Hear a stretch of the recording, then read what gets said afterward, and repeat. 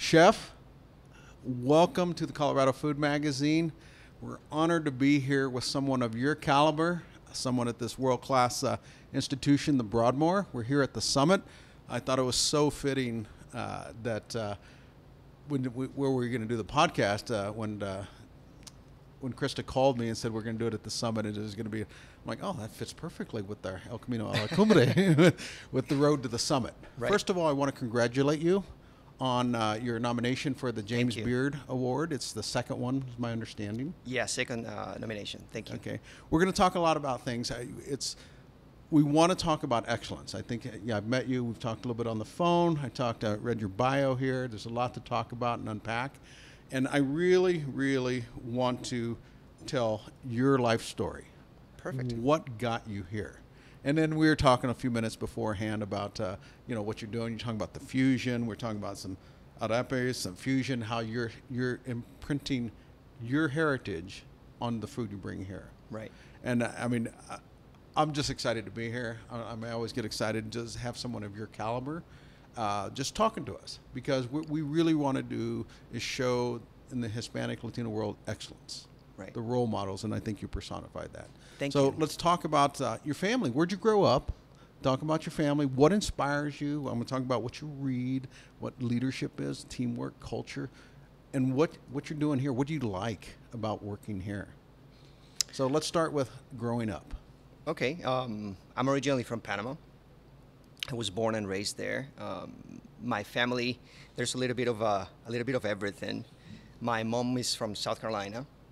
My dad's Panamanian. My grandmother and my uncles are from Puerto Rico. So there's a little bit of a mix there. Did you experience all those foods? Oh yeah. Growing up was funny because in Panama, we had the best of everything, because we had the holidays from Panama, we had the holidays from the U.S. because your mom? My mom, exactly. So I grew up with the experiencing Halloween and experiencing Thanksgiving. So I had a little bit of everything. It was great. And then the food was awesome because, you had, tamales and stuff from Panama, but then my grandmother would make pasteles from Puerto Rico. So it's like you have a little bit of everything. Did you bring that forward to how you do things now? Is it always in there? It is now. I feel like at one point when I was learning and starting the career, you kind of overlook a little bit your culinary background. Roots? Yeah, your roots.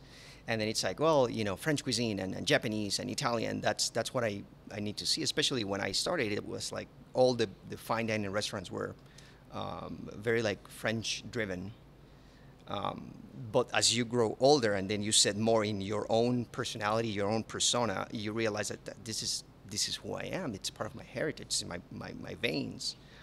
I think it just makes you more effective. The fact that you embrace who you are and your roots, and then you just take what you learn from French technique or French cuisine or German cuisine or Japanese, but everything through your own lens. That's the only way that you can communicate effectively, I think. Yeah, but who you really are. Exactly. Not who somebody else wants you to be, but who you are. Right.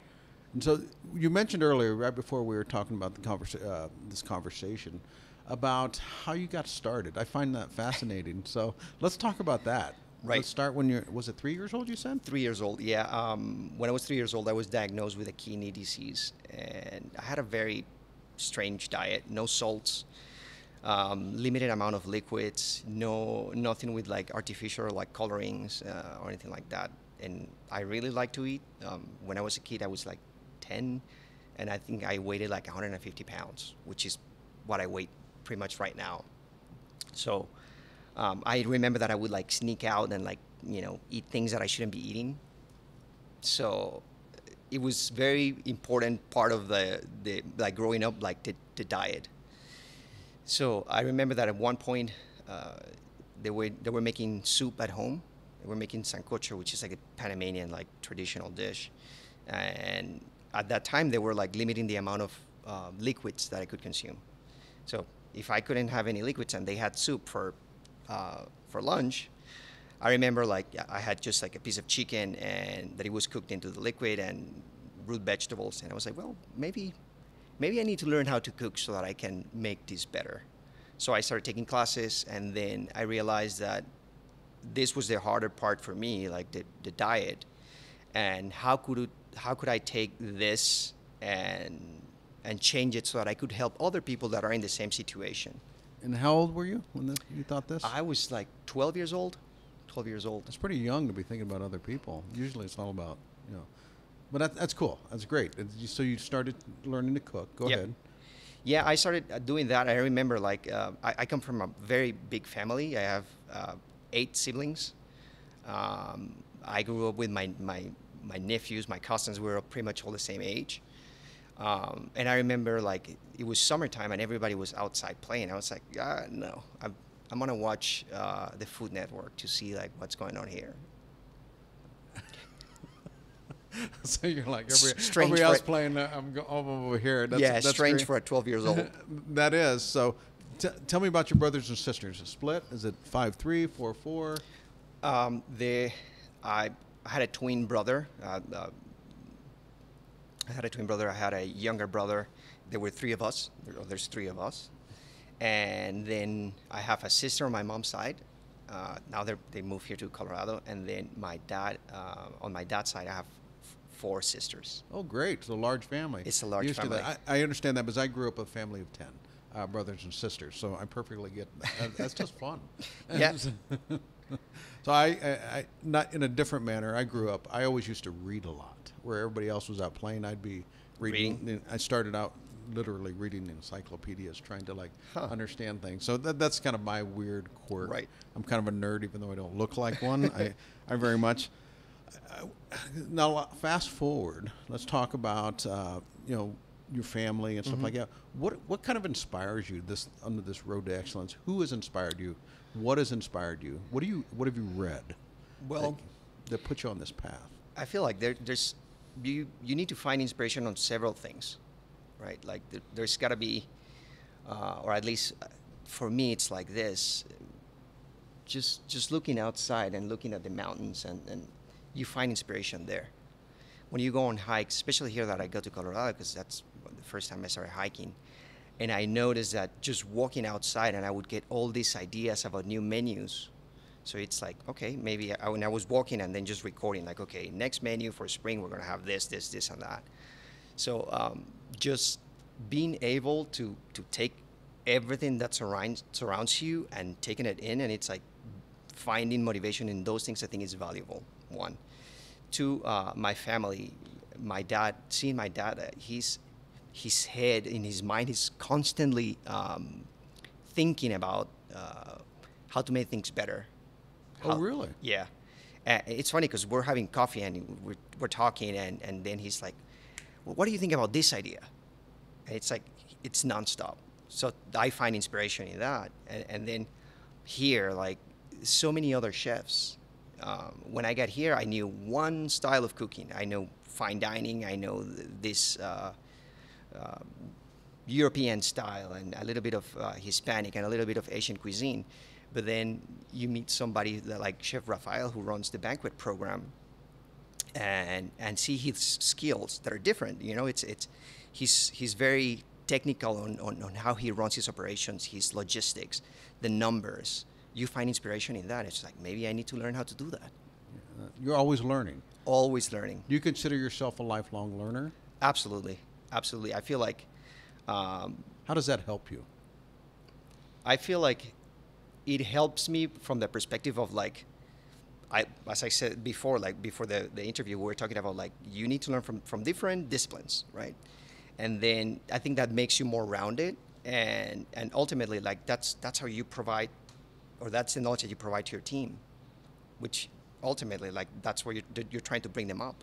Right. That's so good. There's so many metaphors that we use at the Hispanic Restaurant Association and the Hispanic Chefs Association, like, El Camino a la Cumbre, Road to the Summit. Our vision statement is to educate and elevate the Hispanic community across a multi-generational spectrum. Those words you just used, that's perfectly what we're trying to personify here. That's great. So why does that work for you? I mean, we're going to kind of move now into leadership. What is a good leader to you? It's funny because I just started getting into the leadership for the past 2 years, or more into it, because of the pandemic, and I had a little bit of time to read. Or actually, I don't really read that much. It's just the Audible. I do. Audiobooks, yeah. Yeah, audiobooks. Use technology. you Yeah, know. yeah, absolutely. So it's like when I'm at the gym or in the car, like I just use Audible. So a good leader is somebody that takes the team, or give the team the necessary tools for them to be successful. I think that's a good leader. A good leader needs to lead by example, to have empathy, to be able to hold the team accountable. I think those are the characteristics of a good leader. Absolutely, I totally agree. But especially in the pandemic, with everything happened there, I say once again, and I'll use it again. We all got hit in the teeth. Yeah. Like, what in the world's going on? Not only locally but globally, and then the stress, money, and death that I always say brings out the character of Right. people. And then that was a stressful event. And then I see so many chefs that emerged as these leaders. They have to we have to be better. And we really got to figure out how to, like you said, have empathy. Yep. And that's our goal at the Hispanic Restaurant Association, to educate and elevate, show that you can be leaders. You can not only understand, but you can also help them grow. Right. And so let's talk about this growth of the past few years, since the pandemic leadership. How has it helped you grow? Well, I feel like I've moved from the more like tactical approach that I had, and then it's more a strategic mentality. One, that's my own personal growth, and then. But I'm sure that conveyed to others, because then when you're on the strategic side, when you're doing that, then you're you realize you have to mentor and help them grow and become better in themselves. Right. Which is like, now I'm at this point that it's like, okay, before maybe I would have done something, show them how to do something, and then if it was not right, I would probably take over and I would do it. But it's like, what am I teaching them? They're not learning. So that's beautiful. So now I see like, okay, I'm going to show you how to do this. And then I'm going to follow through. Give me a demo. Let me see how you're doing. And then if I see some deviation, instead of taking over, I just correct it. But let them do it. Otherwise, I'm not. What am I doing? I'm not helping them grow. Oh, that's a great way to look at that. So do you have you developed standard operating procedures, or so you're also training them? Yep. To be the next person up. It also makes them more valuable to you. Absolutely. I think that, and not only that, one of the things that makes me the most proud, it's a couple of weeks ago, the apprenticeship program just graduated, and 4 or 5 of them that just graduated just got the opportunity to be promoted to sous chef. The 2 junior sous chef that I have here, they did their tasting a week ago, and they got promoted to sous chef here on property. Really? And it's like, okay, we're doing something right. That's great. So this apprenticeship, kind of tell me about that apprenticeship program you just mentioned. Yeah, that's one of the best things here at the hotel, and I'm really passionate about that. I think that if I was not working in a restaurant right now, I would be teaching. Those are the things that I really enjoy. But I've been fortunate enough to be able to do both here. I've been running the restaurant, and at the same time, I've been helping with the apprenticeship program. It's a 2-year program, and basically you rotate through the property, which gives you the opportunity to do bakery, pastry, banquets, fine dining, casual dining. So you get a little bit of everything. You're well-rounded by the time you finish the apprenticeship program.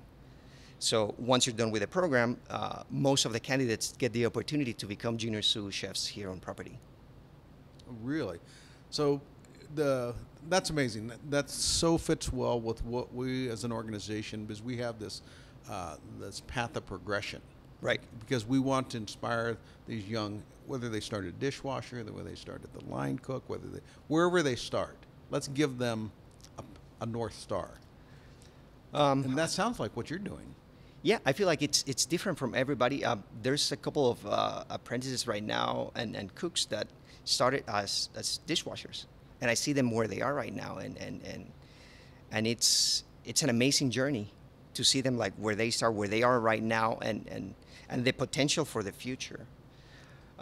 For the apprentices, as I said, like it's different. Everybody has a different history, but most of them, depending on the circumstances, they get placed in different outlets. It's not like everybody starts in the same restaurant. Well, I understand that, but how many restaurants do you have on property?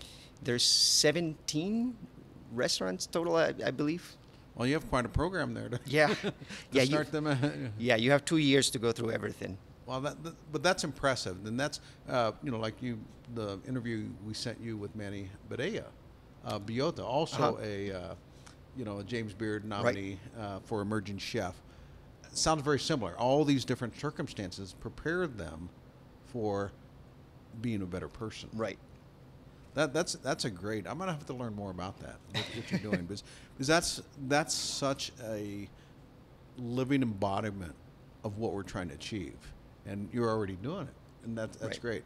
So I want to. So you have this training program. You know it's very inspirational. That has to make you feel good as a chef to see these people progress. And are all of them always want to be involved in the culinary world, or where do you get these apprentices from? So I think that now they need to have finished a culinary program, Okay. like an associate program, to be part of the apprenticeship program. But I've seen people from different backgrounds, people that were in the military and they switched careers and now they want to be chefs. People that did something completely different it's not related at all to cooking, and they just wanted to make a change. Yeah, I find there's a lot of parallels between the executive chefs and the chefs in the military, Yep. and the training and the program and the disciplines involved. Just the system of the brigade system. It's parallel to the Oh, military. so you're familiar with that? Yeah. Oh, tell me what you know. So I mean, I think that the way who was codified was by Escoffier, and the way he set his system in the kitchen, it was the brigade system. Right, exactly. Which I'm not 100% sure that he had military training, but I know that that's where he drew inspiration for. That's absolutely right. For that system. It was a military operation, the brigade. Mm-hmm. How Kindred was set up. That's so great. You know that. So obviously I'm a retired military guy, so I learned that from another chef. I did not know that fairly recently. I learned that, so Right. I had to look it up and like, oh yeah, that's right. Interesting. It's That's interesting. It is. And there's also for the successful chefs like yourself, these James Beard nominees award. Once again, congratulations. Thank you. And there's similar patterns of excellence. In previous podcasts, like Manny Chef, I interviewed Chad Smith. He was a tier 1 guy in the military, and then Zach Wallace, and then other people. There's this common bond of excellence. What have you read that keeps you on that path, or listened to? Oof! If we go through my Audible library right now, you'll see like there's a mix of everything. Right.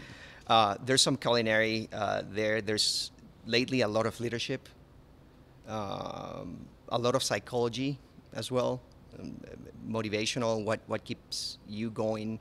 What motivates me? It's different from what motivates you, and how do you get people to actually develop their potential, knowing what gets them going, right? It's like how do you push them up? There's a little bit of history. I also like history.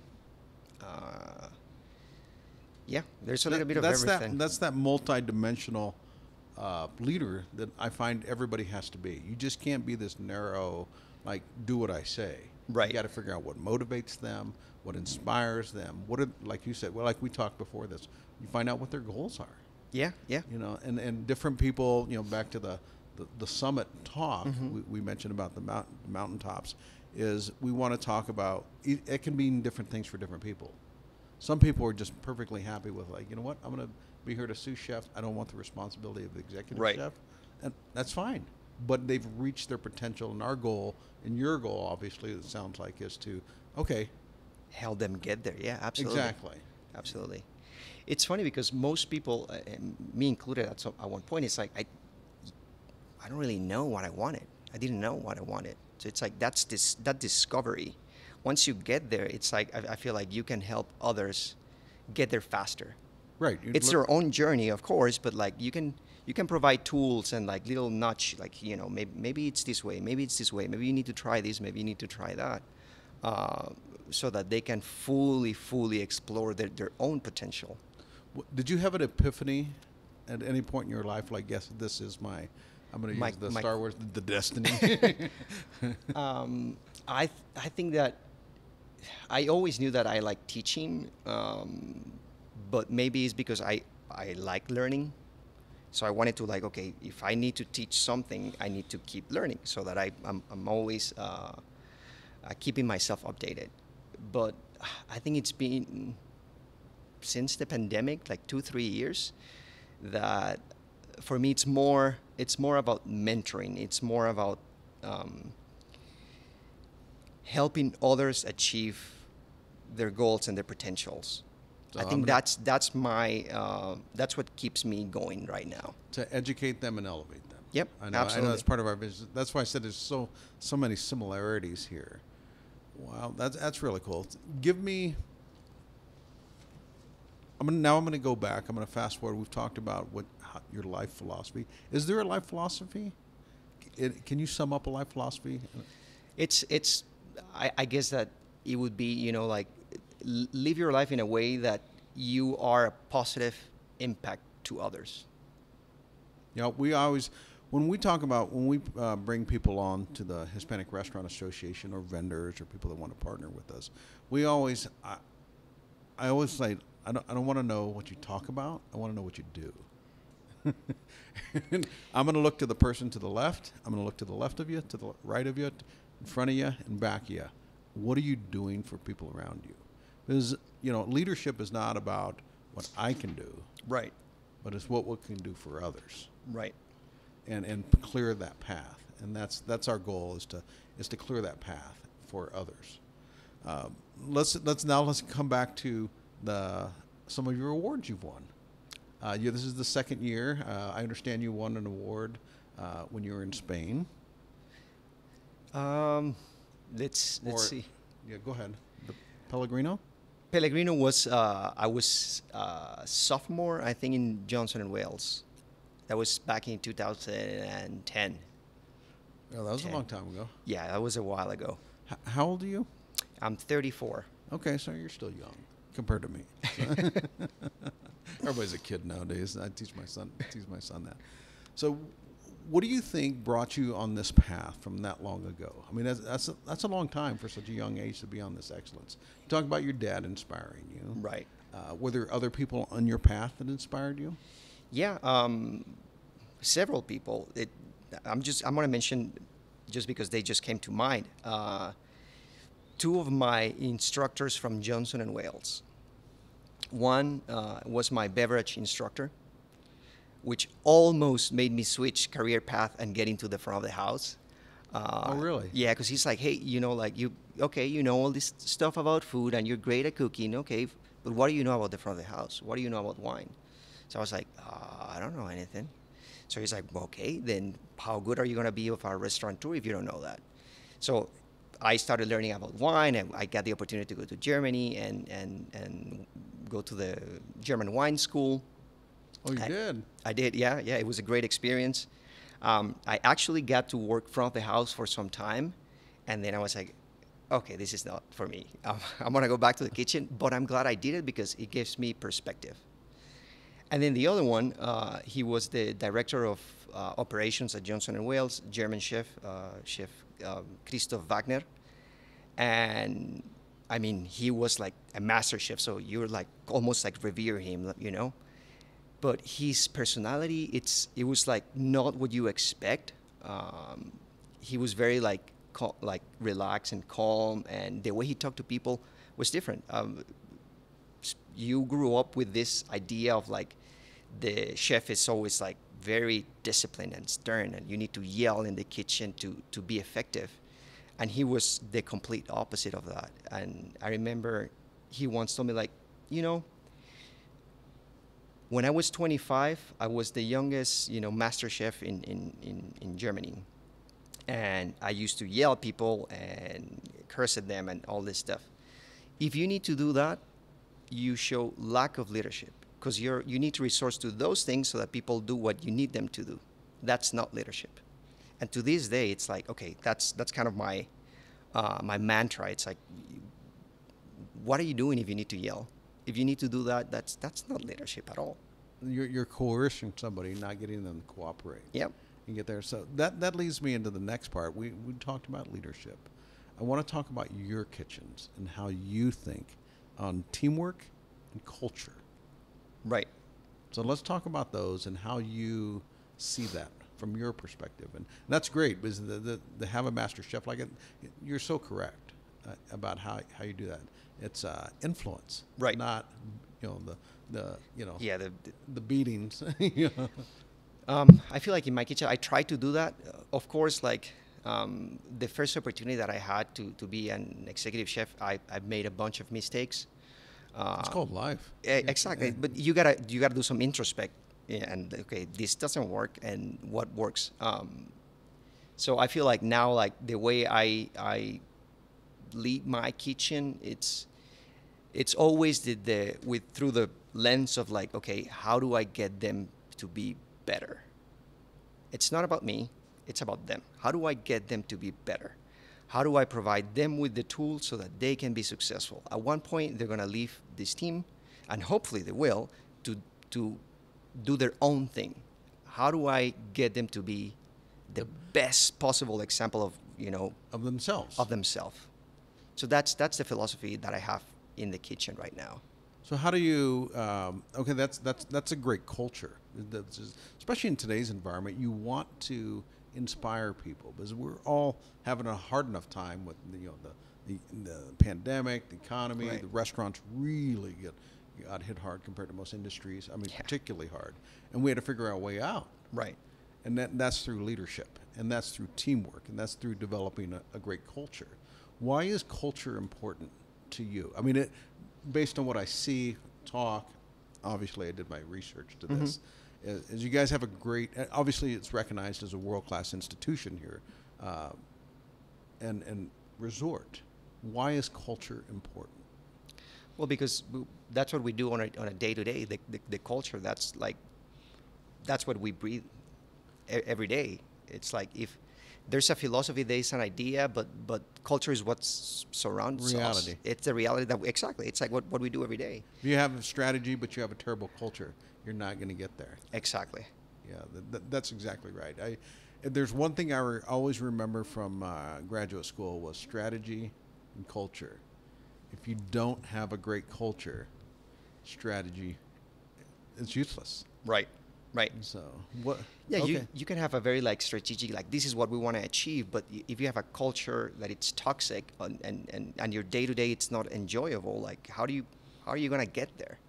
Exactly. I totally agree with that. What is your favorite part about working here? Besides the view. Yeah, the view is great. There are two things that I most excited about when I come to the restaurant. One, it's doing the lineups, because that's when we sit down with the team and we get to talk. What's the plan for today? What is it that we're doing? We change the tasting menu every day. So it's a fun interaction, because I get to see them thinking about food, and that's always exciting. You're framing yeah the discussion. So that's. I want to be here. Well, you're more than welcome to join us. It's always interesting, because sometimes they surprise you, and it's like, where did that come from? And you see that for a brief moment, when that genius or the light goes on, it's like, chef, today I want to do this, and it's like, wow. So how many people are involved in this team meeting? It fluctuates. Right now, I think there's 9 team members in the kitchen. Pretty good size. Yeah. It's a good team. Oh yeah. So what? Let's talk about the communication because teamwork is so important. Culture, leadership. That's really the essence of who we are. Right. Of a good operation, and that's once again that's why I want to interview you and the team and Krista and talk about this. Let's talk about the interaction between those and you. Is that is the is the barrier pretty low of communication? I mean, when I say barrier, like they feel they can come to you. Oh yeah, absolutely. One, I think that it's my personality. That like I feel like I'm very welcoming in that sense. I'm kind of quiet, but once you get to know me, it's like, hey, you can come tell me anything, and I'll try to help you as much as I can, or just listen to you if that's what it's required. And it also helped with which is the second thing that it was like the second best part of my day. It's when I do the tasting of the food that we're gonna have on the tasting menu with the front of the house, so that they can do the wine pairing. Oh, nice. I think that's another part of what we do on a day to day that it's like it's super exciting because now it's like, okay, we have all these cool dishes that we want to try, but there's an element that it's missing, and it's like it's the wine pairing portion of it, and how do we interact? I think that's great. That's one of the best things that we do here. I always tell, and this is a personification of that, when we talk about all cultures, we all break bread together. And that's one of the beauties of, your background. You talk about Puerto Rico, you talk about South Carolina, Right. you talk about Panama. I mean, same thing. I grew up in the Midwest, but I born in New Mexico, but I was in the military for a long time, so I've traveled a lot of the parts of the world. And just the cool thing about food is it breaks down the barrier. We break bread together. Yep. And that's one of the points about Art Latin Supper Club. We're developing that series. And that, I talked to you briefly about it, like, man, it would be so nice to have one here. And, there's negotiations, talk Right. about how to execute that. But our goal there is to get people in a room, 13, 15, 20, whatever. It's up to the location and stuff like that. And talk about, just turn your phones off. Let's get to know each other. Let's break bread together. We interviewed, and I talked earlier about Chad Smith. Here he is, and Zach. Here they are in Afghanistan. It's a harsh environment. Right. They're taking off their body armor. They're setting their rifles aside, and with in that environment, they're just like, the hug was different after we broke bread together, and I love that about culture, and that's why I came back to the food world. Right. In the Colorado Food Magazine, what we're doing at this Hispanic Restaurant Association is just some of my best memories in life. Many memories. You, me, everybody. It's always around the dinner table. Around food, yeah. That conversation, and now we're highlighting Latin chefs and Hispanic chefs and Latin foods, and we're showing the excellence therein. And I love that about what you guys are doing here. Just it's lowering that barrier, and you're doing it within your team. Right. And so that's really, really good. So we're going to shift the interview now to talk about the James Beard nomination. As always, congratulations. There were Thank so you. many deserving chefs this year. We're Absolutely. happy to see that. We interviewed Manny, we got Dana, Jose Avila, and yourself. And that's, like I said, I saw you on the list. I'm like, where's he at? Oh, that's right down the road. So I obviously called. You guys were very gracious, allowed us to, such a world-class institution and resort to have someone of your caliber. I'm glad they recognized it, and now we're just trying to tell the rest of the world that through, Right. Our media. So has anything changed? Not much. I feel like one, it's as I said, it's exciting.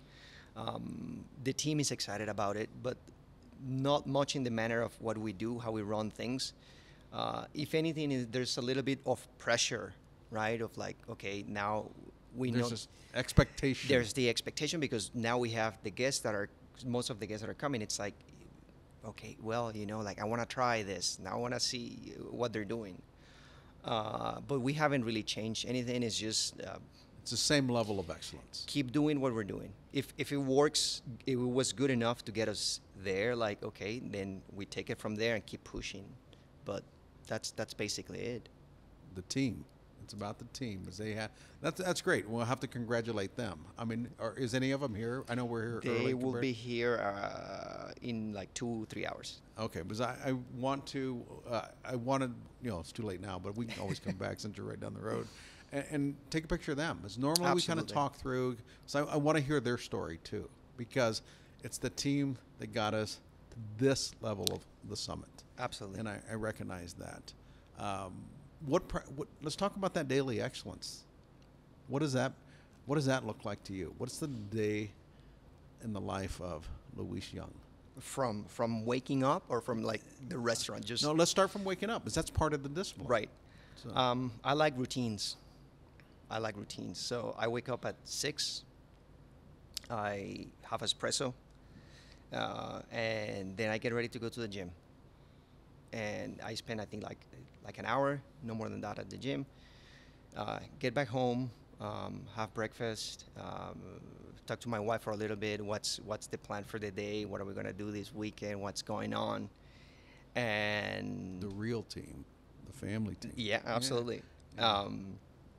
And then I come to work. Once I come to work, it's a little bit of the same. There's a routine. I change. I look into my emails, and then I write the lineup notes. What is it that when I have the meeting with the team, what do we talk about? Who's visiting that it's a VIP? Who has allergies? So what's the plan? What's the strategy that we need for the day? Then I look at because they have their mise en place notes. So what is it that they need to do today? So I look at the notes, and if there's a project that I want to tackle, I tackle one of their projects. And by the time they get here, they start setting up, and then after 10-15 minutes, then we do the lineup. We talk about tasting menu, what's the day it's going to look like, and then we head back into the kitchen, start production, and basically, depending on the day, there's a couple of meetings here and there. But if it's a Saturday that there's no meetings, we just start prepping. Start prepping around 3:30, 4. Then they have all the dishes for the tasting menu ready. So that's when we bring them from the house, and then we do the wine pairings. So we share notes, and it's like, okay, what do you think about this dish? Should it be? How's the level of spiciness for this wine? And then we adjust. Then they go in break. They have a 35-minute break, and then they come back. We finish setting up for service, and then we start service at 5. So the front of the house and the back of the house communicate a lot. Oh, yeah, absolutely. Why is that important? Because the restaurant doesn't operate as just the kitchen or just the front of the house. It operates as one. So we are one team. Ultimately, we're one team. Right. There shouldn't be any distinctions, really. It's like they have to understand what we're doing so that they can explain it to the guests. And we have to understand, or we try to understand the best we can what they're doing, because ultimately they are the ones representing what we do in the back of the house to the guests. So we gotta be one. You know, that's a great analogy. I like that. Once again, almost everything I do, I relate to military operations. The communications, you got the staff, you got the teams, you got logistics, you got some, all these different aspects. And as a team, the output is much greater than the individual input. And that's what you have here. Because you cover, you sound like you really instituted some strategic things that you talked about at the start of the interview, the strategic versus the tactical. Right. Did you learn that, or did somebody teach you that? Or is it just not a transformation, but a learning, mechanism you've used and like, oh, this works better? I think that it happened at different points. I was just not aware of it. Now that I'm aware of it, I said it more like a system. There's a system in place.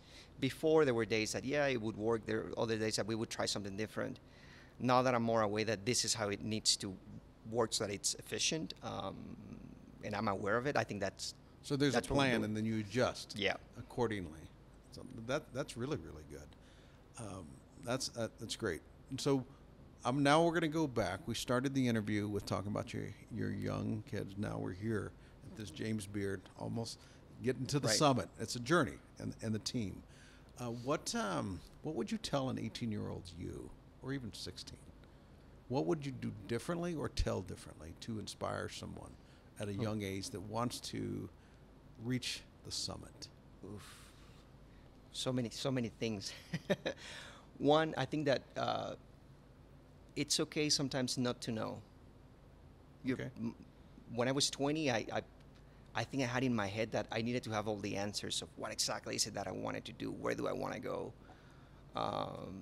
As you get older, we still don't know the answers. Exactly. It's We like, just know to ask other people and help. It's okay not to know. It's okay not to know. It's about the process. It's about the journey. It's about like, okay, getting and discovering things. That's one thing. Two, another thing that I would say is like, don't be afraid to just try. Learn how to say no and have boundaries. I think that's important. And I feel like, Let's talk about those two things. yeah, Having boundaries and saying no, which is kind of the same thing, but right. why is that important in the life of a young person and even yourself? I think that the best example for that would be like, I'm going to use the example of the vacation. I was working at this place, and I realized that when I took vacation, it's been 2.5 years since I started working at that place, since I took vacation. And I thought that it was great. I'm working really, really hard, but I didn't see that I was burned out. I didn't see that like I was not being creative. I was getting cranky. So I was not being the best version of myself. How could I ask my team to be the best version of themselves? If I'm not leading by example? So I realized like, okay, it's important to say no and to have boundaries, to have your time. It's okay. Ultimately, it makes you better. You're rested. You have your energies. You learn different things. So when you get to work, it's like, you know what?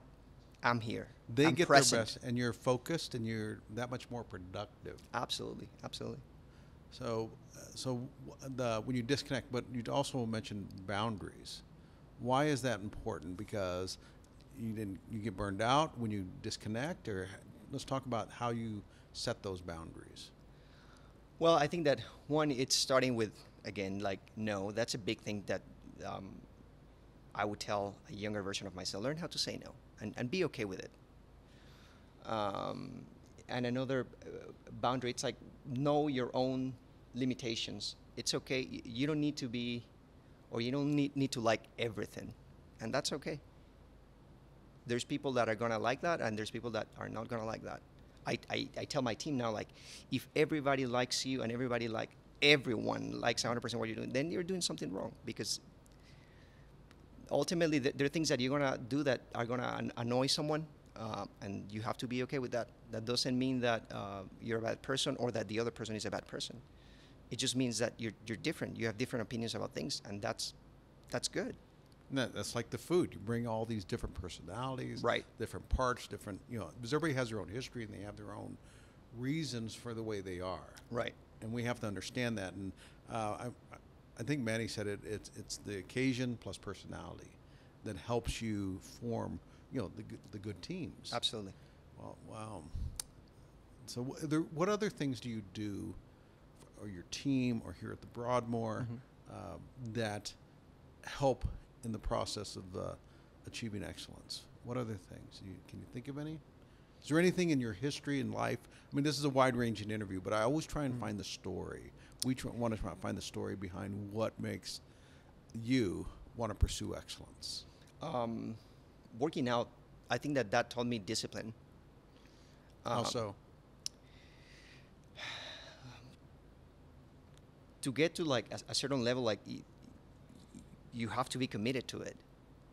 Also commitment. Okay. It's like, okay, I want to work out, but I don't want to wake up at 6, and then it's like, well, I have to go to work, then I don't have time. Okay, then if you really want it and you're committed to it, then okay, you're gonna do what you need to do. That means waking up at 6, even though like you don't start work until 11. You get the double espresso, kickstart yourself. Yeah. I mean, you discipline. I think it's a big thing for me. How do you hold yourself accountable? And then how do you hold the team accountable? Which brings me to the next point. You talked about also, we talked about teamwork culture. How do you hold people accountable when you're, trying to teach them? How do you convey that message? Because that's an excellent leadership point. Because a lot of times people think, we mentioned earlier about, yelling, that's how you hold the people accountable. You yell, scream, and coerce them into doing this. How do you hold people accountable in a leadership perspective and make them want to be better? That's a tough question, and I recognize that. Yeah, that's a tough question, but there's so many components to it. Yeah. My wife always tells me, it's like, when you don't get upset, like you don't yell, and that got to me because we worked together for some time. You had more of the disappointed dad, and that actually, that got to me. And I heard somebody said that the other day here in the kitchen. It's like, yeah, like when it's almost like you're disappointed, and that makes me want to be better because it's like I don't want to. I had these standards that I wanted to achieve, and I know that you recognize they're capable of achieving that. Exactly. It's not about disappointing me. It's not about that, because I mean, if you're influenced from the outside all the time, like you're gonna be a roller coaster. It's gonna change. It's about disappointing you. You had everything that you needed. We've provided you with all the tools that you needed, the support system to be successful. What happened? Yeah, and they're like, oh. Yeah. Exactly. That's a minute that they're like, oh, I messed up. Okay, I need to be better. Exactly. That's the most effective way, I think.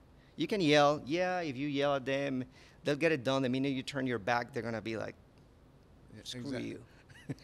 No, I know that. I know that's the leadership we're trying to convey. I mean, we have our HRA Leadership and Education Forum. We had Bobby Stuckey, our first speaker. Frasca, yeah. And we want to honor all of you on May 2nd. I'm trying to get everybody together up on, I talked to you about it right up there, to honor all the nominees, because it's like being nominated for that. It's a big deal. And there's this common theme amongst the up and coming, the best nominations, yourself, everywhere I go. It's about making the person to the left and the right of you better. Not about you, not about you, but like you said, let's make everybody better. And it provides such a great team environment, great culture environment. So that's great. I really like that. So, what other things would you want to cover? What else do you have for us? I mean, you didn't know much about us. I didn't know. You were the only nominee in Colorado Springs for this. I mean, that's pretty amazing. I mean, and there's a lot of good food down here. Yeah, there is. We were just talking about like some good places to go and try here in the Springs. Okay, so what are some of the places you would like? Ooh, I think that it depends on the mood. You cannot name anything here. Yeah. Okay, excluding the Broadmoor. Okay, okay. That's just my rule, not yours. It may be a favorite, but I'm talking about, I really like Dozo for sushi. I like Snooze for breakfast. I like Dos Santos for tacos and brunch. The drinks are awesome. White Pie, Sugar. Well, that's a lot. I'm going to have to figure out. Yeah, there's a big list. There's a big list. Tong Tongs for Korean. There's a bunch of good places here. Okay, we're gonna visit all of them.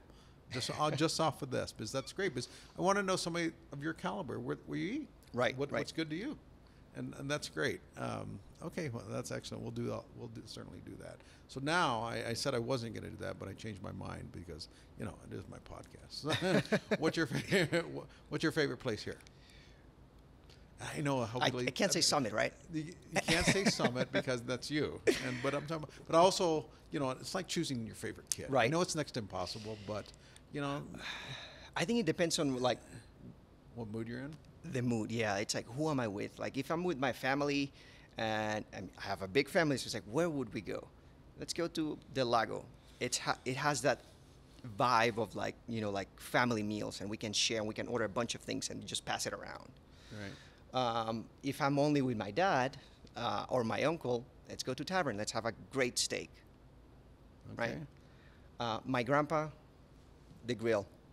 Oh, really? Yeah. Oh, my grandpa loved that kind of food, like the sandwiches and soups. That's his favorite restaurant here. He's old school. Yeah. And if it was probably just friends, I would sit here at Summit at the bar, just order a couple of appetizers. And for me personally, like just if I wanted to bring my wife, and it would be Penrose. Of course. It would be Penrose. That's you. That's literally an extension of you. Yeah, I would have my sous chef take care of everything, but it would be Penrose. I think it's just a good culinary experience. Okay, that's great. That's great to hear. So we're going to wrap this up. I mean, you have a fascinating story. This is such a great journey I see in you. Great chef. I see you really training your team well, which is so important to us. What do you have for us? Well, I want to get more involved with this. I think it's a great initiative. I would like to see more mentorship for people that want to be successful in the industry. Well, that's interesting you say that, and I'm saying it for the first time here. Celine and I just talked the other day of developing teams, because we attended the Pro Start with the Colorado Restaurant Foundation at the Gaylord. A lot of energy. Mm-hmm. We were judges there, the association and stuff like that. And we recognized that we don't want such enthusiasm and some of them were so talented, go into the wrong restaurant group or into the wrong leadership and not recognize that's poor leadership. And like, you know what, let's steer you the right way. Right. And so that's important. We were talking about developing small teams of leadership in each location, so that way, let's just say you have Colorado Springs. I don't know the high schools here, but mm-hmm. Somebody training them going in there and saying, you know what, this is the path to excellence. And not only food and culinary wise, but also mentorship, what you mentioned, and leadership, and show what is a good team versus, because like anybody, you go on a career and you meet somebody that's a horrible boss, you're like, why would I do this for the rest of my life? Exactly. So anyway, I let me finish answering the question about that mentoring you. But basically that, just that providing opportunities and mentoring. One of the things, it's like a younger version of Luis, 19 years. I wanted to ask someone, it's like, where should I go? Where should I work? What should I look like in a chef in a restaurant? And I think it's important to, again, that mentorship aspect. If they would have somebody that could be like, okay, what is your goal? What do you want to achieve? What kind of restaurants do you want to own? And then you can help them or guide them. It's like, okay, maybe for you, this would be the path. Maybe for you, you can try this, you can try that. Oh, great. Okay. That's great. Well, we'll certainly take you up on that, get more involved. Absolutely. Yeah. So thank you, number one, for coming. Congratulations. It truly is an honor for us to come here to the Broadmoor, and thank you to the Broadmoor and Krista for inviting us down and allowing us to come. And we're just excited to see where this goes. I wish you the best, much success in the future. Thanks so much. Thank you.